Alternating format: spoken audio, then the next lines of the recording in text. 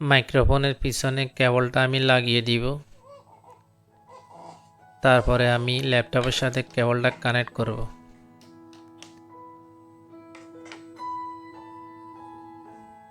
এখন আমি সাউন্ডটা চেক করব।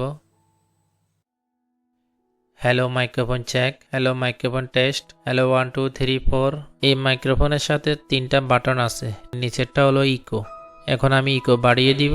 Hello microphone check, hello microphone check, hello 1 2 3। এরপর আমি ইকো আবার কমিয়ে দিব। তারপরে মাঝখানেরটা হচ্ছে ভলিউম রেকর্ডিং করার সময় বাড়িয়ে কমিয়ে নেওয়ার জন্য। একবার উপরেরটা হচ্ছে নয়েজ রিমুভাল বাটন।